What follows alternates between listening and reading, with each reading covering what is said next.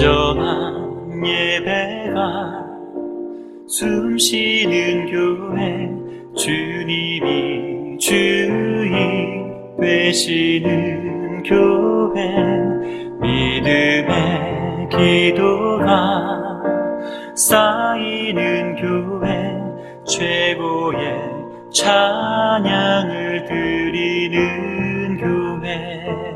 말씀이 살아 움직이는 교회, 성도의 사랑이 넘치는 교회, 섬김과 헌신이 기쁨이 되어 열매 맺는 아름다운 교회. 우리 시간 함께 찬송하도록 하겠습니다. 찬송가 433장 귀하신 주여 날 붙드사, 우리 함께 찬송하도록 하겠습니다.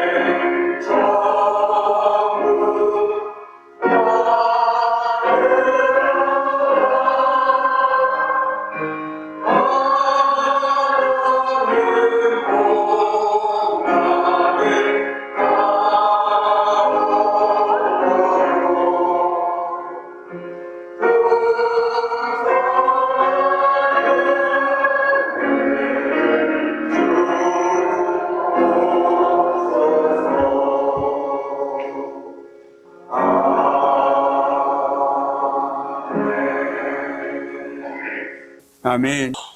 기도하겠습니다. 사랑의 주님, 오늘도 주님께서는 우리들에게 십자가를 질 수 있나 물어보실 때 과연 우리들은 무엇이라고 대답할 수 있을지 고민하게 됩니다. 그러나 주님, 우리가 십자가를 등에 짊어지고 가는 것이 아니라 가슴에 품고 살아가는 인생이 되게 하여 주옵소서. 십자가의 사랑과 십자가의 은혜를 가슴에 새기고 살아가는 삶을 통해서 오늘도 저희들을 통해서 그 은혜와 사랑이 정말 우리 지역 가운데 퍼져나갈 수 있도록 주님 도와주시고, 특별히 육구역 귀한 가족들 되어줄 수 있도록 하나님께서 복을 내려 주옵소서. 오늘 하나님의 귀한 말씀을 듣고자 합니다. 하나님, 부족한 주종의 입술을 주장하여 주시고, 오늘도 저희들의 마음 가운데 성령의 하나님께서 친히 임재하여 주심으로 오늘 하나님의 귀한 말씀을 듣고 깨닫고 그 말씀을 통해서 더욱더 주의 은혜 가운데 나가는 복된 이 저녁이 되어줄 수 있도록 하나님 도와주시옵소서. 또한 마음은 원이로되 여러 가지 사정들로 이 자리에 함께하지 못한 우리의 믿음의 권속들이 있습니다. 주님, 그들이 어디에 있든지 무엇을 하든지 동일한 은혜 가운데 붙들어 주시고 날마다 하나님의 은혜 가운데 살아갈 수 있도록 성령 하나님께서 친히 강권하여 주옵소서. 감사드리오며 예수님의 이름으로 간절히 기도드립니다. 아멘. 할렐루야. 반갑습니다. 네, 오랜만에 뵌 분도 있는 것 같고요. 그래도 이 어려운 시국 속에서 예배 자리에서 만나뵐 수 있음이 얼마나 기쁘고 감사한지 모르겠습니다. 늘 주님의 은혜 가운데 건강관리 잘 하시고요. 또 신앙관리도 잘 하셔서 늘 주님의 은혜 가운데 살아가는 저와 여러분의 복된 삶 되기를 주님의 이름으로 간절히 축복합니다. 아멘. 오늘 우리가 읽은 말씀에서 예수님은 제자들에게 다시 오실 것이라고 약속하셨습니다. 그런데 그때는 아무도 알 수 없으며 따라서 제자들에게는 오랜 기다림의 시간이 필요할 수밖에 없었습니다. 예수님은 제자들이 그 기다림의 속에서 그냥 막연히 기다리는 것이 아니라 기도로 깨어있기를 원하셨습니다. 여기서 기도로 깨어있다라는 것은 바꿔 얘기한다라면 우리가 기도의 자리를 멀리하면 멀리할수록 영적으로 깊은 잠에 빠질 수밖에 없다라는 것을 또한 깨닫게 되어집니다. 비단 멀리 갈 필요도 없이 저와 여러분의 삶을 비춰볼 때, 우리가 기도하지 않을 때, 기도자에서 멀어질 때 저와 여러분은 영적으로 깨어 있던가요? 모르겠습니다. 제 개인적으로는 기도 자리가 멀어질수록 영적으로 잠자고 있는 저를 발견하고 깜짝깜짝 놀랄 때가 있습니다. 오늘 예수님께서도 제자들에게 기다리되 그냥 막연히 하늘만 쳐다보고 언제 오시려나 이제나 어제려나 기다리라고 말씀하고 있지 않습니다. 기도로 깨어 있으면서 기다리라고 말씀하고 있다라는 것이죠. 오늘 당시 이 복음서 누가복음이 기록될 당시에 초대교회 그리스도인들은 정말 우리가 상상할 수 없을 정도로 믿음을 포기할 정도로 극심한 환난과 핍박 가운데 그들은 있었습니다. 이런 상황에서 오늘 누가복음의 저자인 누가는 주님께서 성도들의 부르짖음에 반드시 응답하심으로 낙심하지 말고 믿음을 지킬 것을 권면하고 있습니다. 오늘 여기서도 마찬가지지만 우리가 기도한다고 해서 우리의 기도대로 응답되어진다라면 얼마나 기쁘겠습니까? 내가 구하는 대로, 내가 원하는 대로 하나님께서 응답해 주신다라면 굳이 제가 여러분에게 깨어서 기도하십시오, 기도 자리에 나오십시오, 하나님께 구하십시오 라고 말하지 않아도 되겠죠. 왜냐하면 구하는 즉시 하나님께서 응답해 주실 것이기 때문입니다. 그러나 우리는 기도하면서 때로는 하나님께서 거절하실 때도 있기 때문에 당황하기도 하고 낙심할 수도 있는 상황에 부딪힐 수도 있다라는 것이죠. 그러나 오늘 누가는 그들에게 분명히 얘기하고 있습니다. 기도하면서 낙심하지 말라고요. 왜 낙심하지 말라고 하는지는 우리 말씀을 계속해서 살펴보면서 그 이유를 함께 살펴보도록 하겠습니다. 오늘 1절 말씀에 예수께서 그들에게 항상 기도하고 낙심하지 말아야 할 것을 비유로 말씀하셨다라고 성경은 기록하고 있습니다. 그런데 보통 기도하는 사람이면 영적으로 깨어있기 때문에 소위 말해서 은혜 받고 살아가는 사람이기 때문에 낙심할 일이 없을 것 같은데 오늘 예수님께서는 기도와 낙심을 함께 얘기하고 있다는 것에 저와 여러분은 주목해야 합니다. 우리 주님께서는 항상 기도하라고 얘기했습니다. 그러나 더불어서 낙심하지 말아라 라고 얘기하고 있다는 것. 내가 기도할 때마다 더불어 우리는 내가 때로는 기도할 때마다 낙심할 수도 있다는 것을 생각해야 된다는 것이죠. 그래야만 우리는 영적의 깊은 나락으로 떨어지지 않을 수 있다는 것입니다.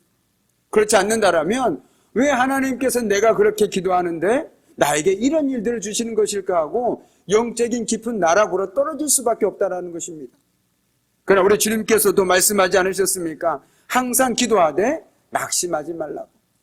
그렇기 때문에 내가 기도하는 순간 낙심할 수도 있다는 것을 전제로 우리는 기도해야 된다는 것입니다. 내가 기도하면 나에게는 늘 기쁜 일만 있을 거야, 내 삶은 늘 하나님의 은혜로만 채워질 거야 라고 생각한다면 그 삶은 힘든 삶이 될 것입니다. 내가 기도하더라도, 내가 하나님 기뻐하시는 삶을 살더라도 내 삶 가운데 때로는 내가 원하지 않는 상황들이 펼쳐짐을 통해서 낙심할 수도 있고 절망할 수도 있고 좌절할 수도 있다는 것입니다. 오늘 그 얘기를 얘기하면서 우리 주님께서는 불의한 재판관과 과부의 비유를 통해서 제자들이 어려움을 당할 때 항상 기도하고 낙심하지 말 것을 당부하고 있습니다. 오늘 예수님은 의지할 것 없는 한 과부의 이야기를 통해서 지속적이고 끈질긴 기도의 필요성을 말씀해 주셨습니다. 이제 과부가 그 당시에 어떤 존재였는지는 아마 잘 아실 것입니다. 과부하면 그 당시에는 누구의 도움 없이는 살아갈 수 없는, 한마디로 요즘으로 얘기한다라면 극빈층에 속한다라고 말씀드릴 수 있습니다. 정말 그런 사람이 오늘 지속적이고 끈질긴 기도했던 것처럼 우리 역시 우리의 어려움을 해결하기 위해서 하나님께 끊임없이 부르짖어야 된다라고 말하고 있다는 것입니다. 그런데 더불어서 낙심도 하지 말아라 라고 얘기하고 있다는 것이죠. 오늘 한 과부가 자신의 어려움을 해결하기 위해서 재판관을 찾아가서 도움을 요청했습니다. 그런데 매번 거절당했습니다. 그러나 이 여인은 거듭되는 거절에도 불구하고 포기하지 않았습니다. 그리고 지속적으로 끈질기게 그를 찾아갔습니다. 재판관이 질려 나가 떨어질 정도로 집요하게 간청했습니다. 결국 재판관은 이 여인이 계속 찾아오는 것이 너무나 지겨워서 마지못해서 그 여인의 요청을 들어주었습니다. 이어서 우리가 기억해야 할 것은 재판관이 자비로워서 하나님을 두려워해서 그 여인의 간청을 들어준 것이 아니라는 것입니다. 그냥 자기에게 찾아오는 것이 너무나 그냥 귀찮아서 마지못해 들어주었다라는 것이죠.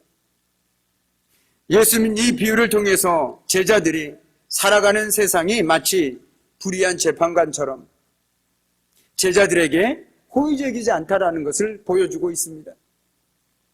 그들은 세상에서 온갖 고난을 경험할 것입니다. 저와 여러분도 세상 속에서 온갖 고난을 경험하고 있지 않습니까?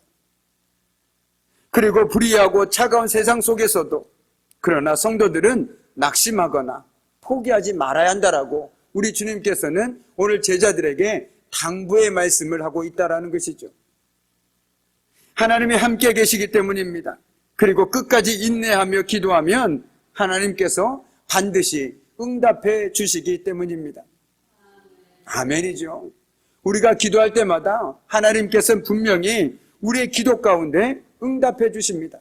이것은 변하지 않는 진리입니다. 단지 그 때가 언제인지는 우리는 알 수 없으나 우리가 믿음으로 주님 앞에 부르짖고 기도할 때 우리 주님께서는 우리의 기도와 간구 가운데 분명히 응답해 주시는 분이심을 믿어 의심치 마시기 바랍니다. 혹시 하나님께 우리가 아무리 기도해도 응답이 더디어 혹 지쳐가고 있지는 않습니까? 이제는 들어주실 때도 된 것 같은데 아무리 기도해도 내 삶에는 변화도 없고 오히려 상황이 악해져만 가서 기도의 자리를 떠나려고 하고 있지는 않으십니까? 그리고 기도해도 소용없다. 그냥 기도해도 소용없는 거 그냥 내 힘으로 살련다 라고 생각하신 분이 있으십니까? 그러나 저와 여러분이 정말 꼭 기억해야 할 것이 있습니다. 기도는요, 먼저는 하나님께 부르짖는 것이지만 기도는 내 생각과 계획을 버리는 것에서부터 시작되어집니다. 내가 기도하면서 여전히 내 생각과 계획을 갖고 기도한다라면 그것은 하나님께서 기뻐하시는 기도가 될 수 없다라는 것이죠. 그렇기 때문에 우리의 기도는 닫혀있는 기도가 아닙니다. 열려있는 기도입니다. 나는 이렇게 기도하지만 하나님께서 내 기도에 어떻게 응답하실지 우리는 알 수 없는 열려있는 상황이라는 것이죠. 그런데 우리는 자꾸만 그 기도를 닫힌 상황으로 만들려고 합니다. 무슨 말이냐면 하나님께서 내가 기도한 대로 내 계획대로 응답해 주셔야만 한다고 우리는 고집하고 있다는 것이죠. 그러나 기도의 시작은요, 내 생각과 계획을 포기한 것부터 시작되어진다는 것을 저와 여러분은 꼭 기억해야 됩니다. 그렇기 때문에 우리 하나님께서는 저와 여러분의 기도 가운데 반드시 응답해 주신다는 것이죠. 바꿔 얘기한다면 내 생각대로는 응답해 주지 않을 수 있습니다. 내 생각과 내 계획의 기준에서 본다면 하나님께서는 내 기도에 응답해 주지 않으시구나 라고 말할 수도 있겠죠. 그러나 하나님 입장에서 본다면 하나님은 분명히 우리의 기도 가운데 응답해 주고 계시다라는 것입니다. 이것은 지금도 우리의 삶 가운데 일어나고 있는 일이고 지난 많은 믿음의 선진들의 삶 속에서도 우리가 엿볼 수 있는 삶이라는 것입니다.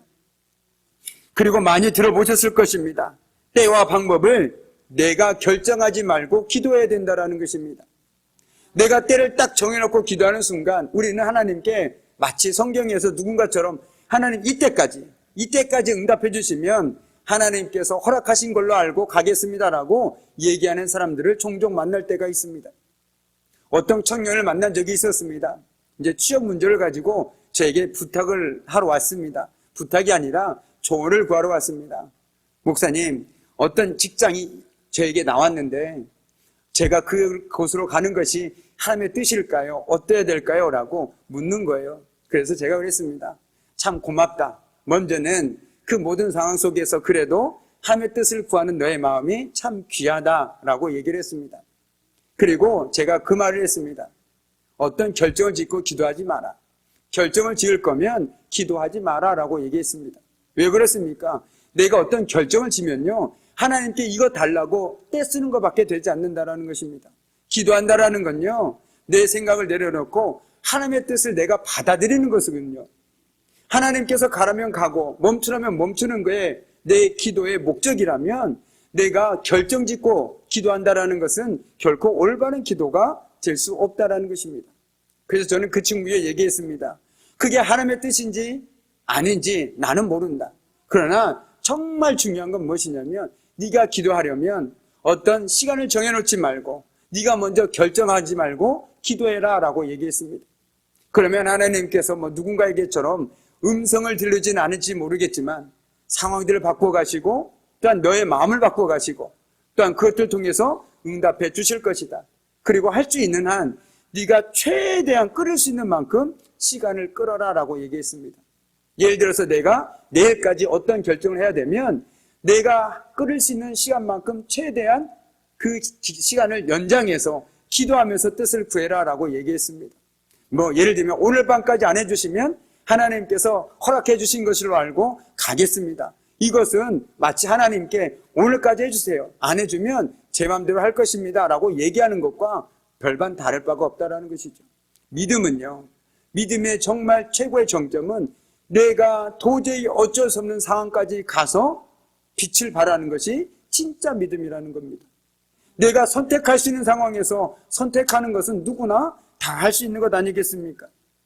그렇기 때문에 저와 여러분이 기도를 할 때는 먼저 내 생각과 계획을 과감히 포기할 수 있어야 됩니다.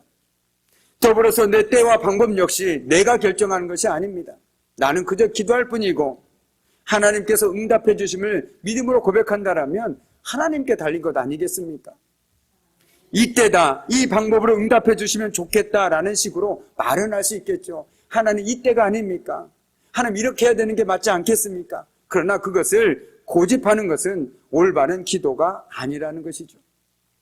우리는 믿음으로 기도할 뿐이고 기도의 응답은 철저하게 내가 얼마나 기도했느냐, 내가 얼마나 간절하게 기도했느냐 거기에 달려있지 않습니다.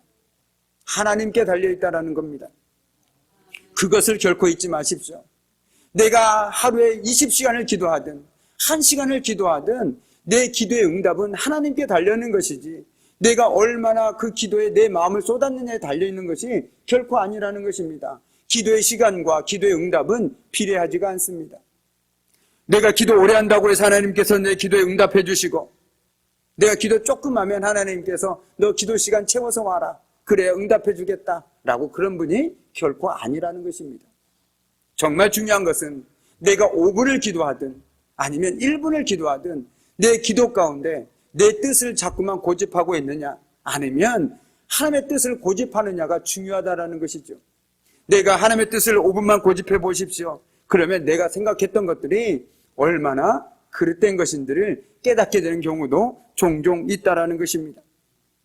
우리의 기도의 응답이 하나님께 있다라는 것을 우리가 믿음과 확신을 가지고 있을 때 기도하는 그때 그 자리에서 우리는 정말 내가 계획했던 것들이 얼마나 더덥다라는 것들을 뼈저리게 깨닫게 되어진다라는 것입니다. 그럼으로써 내 생각과 계획을 비우고 또 비우게 된다라는 것이죠. 그러면서 우리는 기도를 중단하거나 낙심하지 않고 오히려 모든 순간, 모든 상황 속에서 하나님의 일하심을 기대하게 된다라는 것입니다. 오늘 예수님께서도 뭐라고 얘기했습니까? 항상 기도하되 낙심하지 말라라고 얘기했습니다. 기도하지 않으면 낙심할 필요도 없겠죠. 왜요? 기대하지 않았으니까. 그런데 내가 기도하는 순간 뭘 하기 시작합니까? 하나님을 기대하기 시작합니다. 하나님께 내 삶에 어떤 일들을 펼쳐주실까? 내가 정말 누군가를 품고 열심히 기도하고 있는데 저 삶을 언제 하나님께로 인도해 주실까? 내 사랑하는 부모님을 언제 다시금 주님의 품 안으로 불러주실까? 기대하면서 기도하지 않겠습니까? 내 사랑하는 가족을, 내 사랑하는 아들, 딸을 하나님께서 언제 내 기도처럼 아름다운 가정을 이루게 해주시고 일터도 허락해 주시고 이런 은혜들을 허락해 주실까? 기대하기 시작하지 않겠습니까?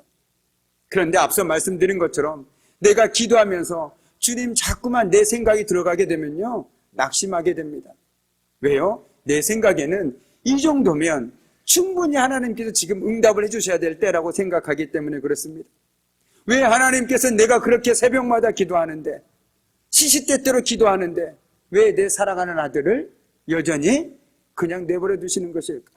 내 사랑하는 부모님을 여전히 왜 하나님께서는 천하보다 더 귀한 한 영혼이라고 말씀하시는데 여전히 하나님을 알지 못하게 살고 계시게 하실까? 자꾸만 낙심하게 된다는 겁니다. 그런데 그 뿌리가 어디 있다고요? 내가 그 기도하면서 내 생각 갖고 하기 때문에 그렇습니다. 내 방법대로 하기 때문에 그렇다는 것이죠. 제가 베드로전서에 보면 이런 말씀이 있습니다. 주께는 하루가 천년 같고 하루가 천년 같다라는 귀한 말씀이 있습니다.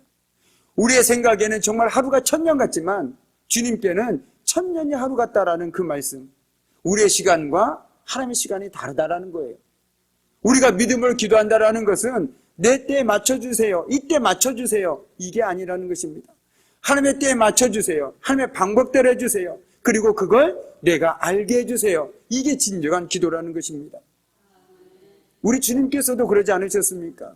아버지 정말 저 피할 수만 있다라면 십자가 지는 거 정말 싫습니다. 그래서 어떻습니까? 땀방울이 핏방울이 될 정도로 간절하게 기도했습니다.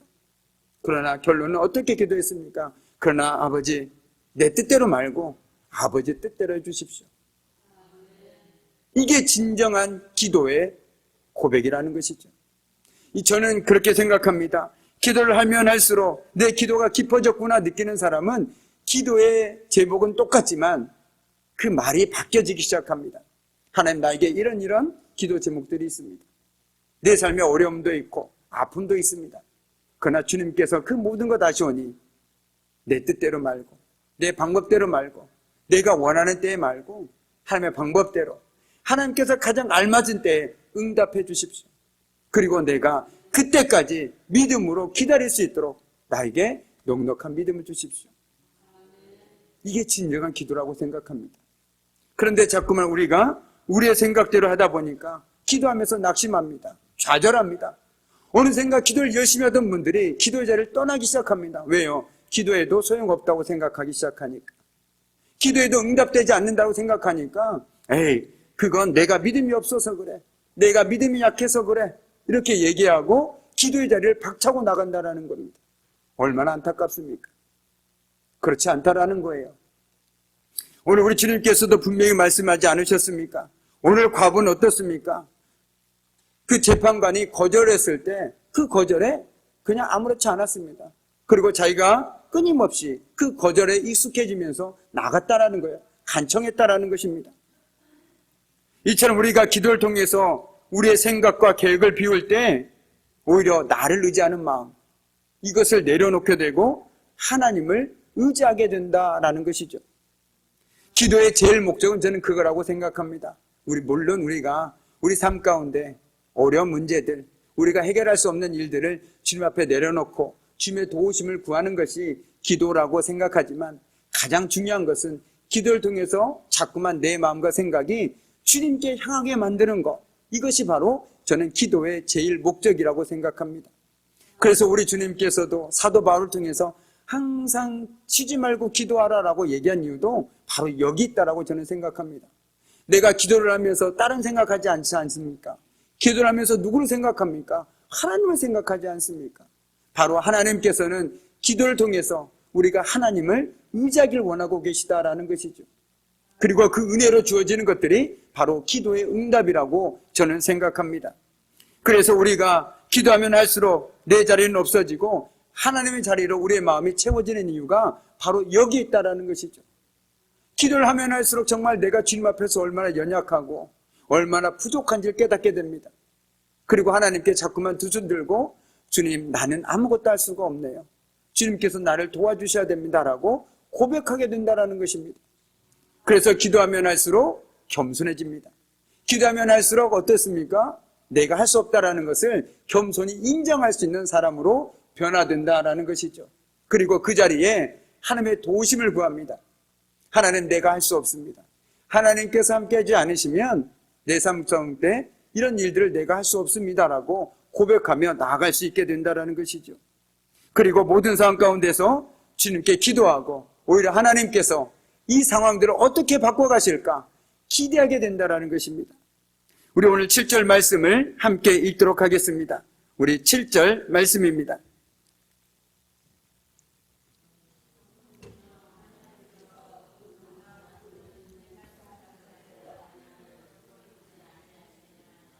그들에게 오래 참으시겠느냐.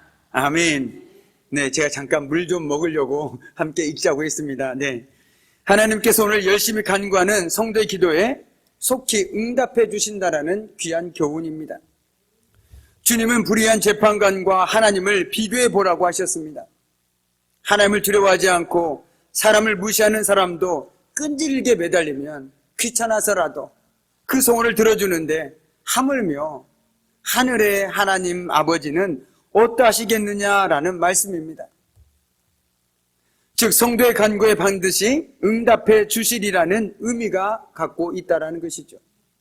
그럼 우리의 기도에 하나님께서는 반드시 응답해 주심을 믿어야 합니다. 아니, 이것이 바로 믿어 의심치 않아야 된다라는 것이죠. 그리고 응답될 때까지 인내하며 기다려야 됩니다. 그래서 믿음에는 기다림이 필요한 것이고 인내가 필요한 것이죠. 하나님은 우리의 기도에 가장 좋은 때에 가장 좋은 방법으로 응답하시는 분이기 때문입니다. 그런데 문제는 우리가 응답받기를 원하는 시점과 하나님이 응답하는 시점에 차이가 있다는 것입니다. 재판관에게 계속 거절당한 여인의 심정을 한번 생각해 보시기 바랍니다. 이 여인은 자신의 사정을 들어주지 않고 무시하는 재판관을 심히 원망했을 것입니다. 그런데 예수님은 이 재판관과 하나님을 비교하십니다. 왜냐하면 성도들 역시 거듭되는 기도에도 불구하고 하나님의 응답이 더디거나 자신의 요청이 거절당하는 것 같은 상황을 경험할 수밖에 없기 때문입니다. 우리가 부르짖어도 하나님의 응답하시지 않는 것처럼 보일 때가 있습니다. 속히 오시겠다고 약속하신 주님은 우리가 간절히 기다리고 있음에도 아직 오시지 않으셨죠. 그리고 세상은 더욱 힘들어져만 갑니다. 죄악은 더욱 기승을 부리고 있습니다. 그러다 보니 성도들도 믿음을 잃고 세상의 흐름에 적당히 타협하면서 그렇게 살아가다 보니 그 삶 역시 세상의 흐름에 따라 살아가는 삶으로 전락하고 말았습니다. 그래서 주님은 인자가 올 때에 세상에서 믿음을 볼 수 있겠느냐라고 한탄하고 계신 것입니다. 저와 여러분에게 필요한 것은 하나님께 끈질기게 간구하며 하나님의 때를 기다리는 믿음입니다. 상황을 보는 것이 아니라 상황 너머의 하나님을 신뢰하는 믿음입니다. 이 믿음이 오늘도 우리로 이 땅을 바라보고 살아가는 것이 아니라 하늘을 바라보고 기도의 자리로 저와 여러분을 초대하며 살아간다는 것이죠. 저와 여러분은 땅에 발을 딛고 살아가는 사람입니다. 그러나 마음과 시선은 늘 하늘 향해 살아가는 사람이라는 것이죠. 이제 말씀을 마무리 짓도록 하겠습니다. 오늘 저와 여러분은 이 시대에 힘없고 나약하고 아무 배경이 없는 한 연약한 과부나 다름이 없습니다. 여기 과부는 어쩌면 우리 자신들의 모습을 연상케 합니다. 우리 앞에 놓여 있는 수많은 문제를 어떻게 해결할 수 있겠습니까? 기도는 바로 우리의 일상이 되어야 합니다. 삶의 모든 순간에 기도가 필요합니다. 잠잘 때도, 내가 걸어갈 때도, 밥 먹을 때도, 숨 쉴 때도 모든 순간 기도가 필요합니다. 믿음으로 사는 사람은 기도하면서 살아갑니다.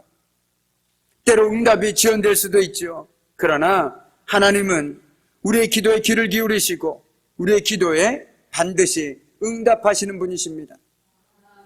바라기는 언제나 어디서나 어떤 상황 가운데서도 하나님을 신뢰함으로써 확신을 가지고 힘을 내어 기도할 수 있기를 바랍니다. 기도하다 낙심하지 마십시오. 좌절하지 마십시오. 절망하지 마십시오. 오히려 그 순간이 내가 더욱더 힘을 내어 기도해야 할 때이구나 라고 생각하십시오. 그럼으로써 낙심하지 않고 포기하지 않으며 하나님께서 언제 어떻게 우리 삶 가운데 우리의 기도에 응답해 주실지 저와 여러분은 알지 못하지 않습니까? 저와 여러분은 어떻게 보면 날마다 하나님께서 우리 삶 가운데 놀라운 일들을 계획하고 계시는 서프라이즈 같은 삶을 살아가고 있는 사람들입니다. 뜻하지 않는 하나님의 은혜를 누리는 삶을 만날 때도 있고 뜻하지 않는 어려운 삶을 만날 때도 있습니다. 그러나 정말 중요한 것은 하나님께서 저와 여러분의 삶을 주관하고 계심을 믿는다라면 그 모든 상황 가운데 하나님의 뜻과 계획이 있음을 우리는 믿음으로 고백할 수 있습니다. 그리고 힘들어도 기꺼이 껴안을 수 있고 그 상황 가운데서도 하나님께 기도할 수 있는 이유가 바로 거기에 있다라는 것이죠. 오늘 이 시간에 오늘 이 귀한 말씀을 통해서 우리의 삶의 자리는 다 다르고 우리의 기도의 제목은 다 다르지만 분명한 것은 하나님께서 우리 기도에 응답하여 주시는 분이시라는 것, 우리 귀한 그 믿음으로 오늘도 우리가 기도할 때마다 내 마음속에 낙심이나 포기나 절망이 나를 짓누를 때 오히려 하나님을 기대함으로 우리 삶 가운데 일하시는 하나님의 은혜를 누리며 살아가는 저와 여러분의 복된 삶 되기를 주님의 이름으로 간절히 축복합니다. 아멘. 기도하겠습니다. 참으로 고마우신 아버지 하나님, 우린 날마다 기도하면서도 때론 의심하고 낙심하고 절망하고 좌절할 때가 있습니다. 그러나 그 모든 기도 가운데 하나님의 계획이 아니라 하나님의 뜻이 아니라 우리의 계획과 우리의 뜻이 있었기 때문임을 이 시간 다시 한번 말씀을 통해 깨닫게 되었습니다. 지금 우리가 기도할 때마다 내 생각과 내 계획을 내려놓고 오직 하나님의 뜻으로 채워나갈 수 있는 우리의 삶이 되어지게 하여 주시고 그리함을 통해서 오늘도 우리 기도 가운데 응답해 주시는 그 하나님의 은혜를 주며 살아가는 제대의 삶이 되어줄 수 있도록 하나님 도와주시옵소서. 감사드리오며 예수님의 이름으로 간절히 기도드립니다. 아멘.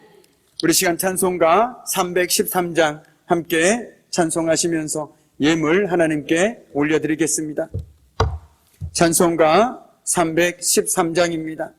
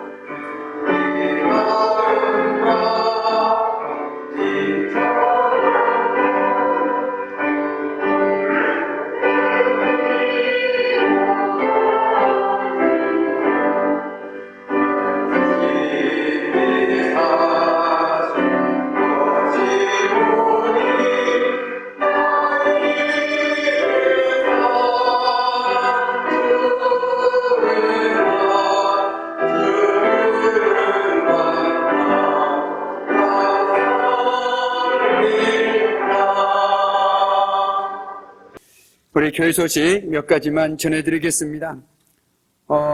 이번 주 교회 청소는 에베네셀에서 수고해 주시겠습니다. 그리고 이번 주 낮 예배 후에도 권사 피택자 교육이 목양관에서 계속 이어지도록 하겠습니다. 우리 권사 피택자 교육을 위해서 그리고 임직식과 위임식을 위해서 함께 기도해 주시면 감사하겠습니다. 참고로 임직식과 위임식은 5월 1일 교회 창립기념주일날 오후 3시에 있습니다.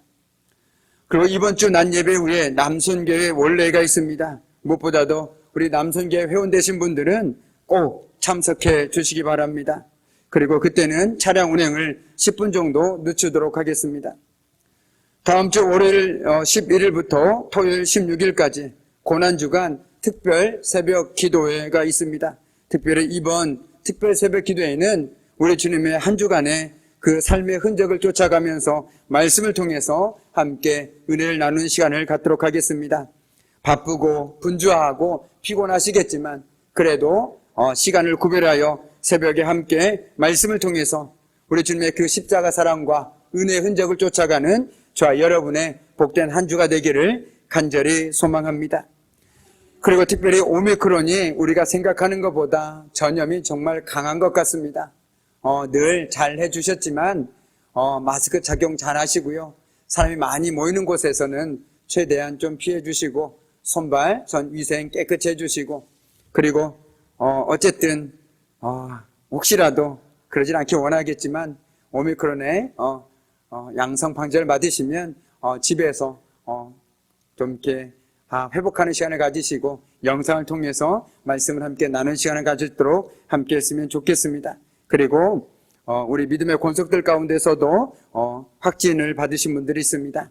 우리 특별히 그 이 시간들 건강하게 잘 이겨나갈 수 있도록 기도해 주시면 감사하겠습니다. 그리고 한 가지 중요한 소식이 있었는데요. 아무튼 그리고 오늘부터 제가 인사는 목례로 대신하겠습니다. 오미크론 때문에 그러니 양해해 주시기 바랍니다. 나머지 교회 소식은 주보를 참조해 주시기 바랍니다. 기도하겠습니다. 이제는 우리 주 예수 그리스도의 은혜와 아버지 하나님의 그 무한하신 사랑하심과 성령님의 사귐과 임재와 다스리심이 정말 항상 기도하며 낙심하지 않고 내 뜻이 아니라 내 계획이 아니라 하나님의 뜻과 하나님의 계획을 구하며 살아갈 결단하는 우리 귀한 성도들의 삶과 그들의 가정과 일터와 사업장 위에 이제부터 영원토록 함께 하시기를 간절히 축원하옵나이다. 아멘.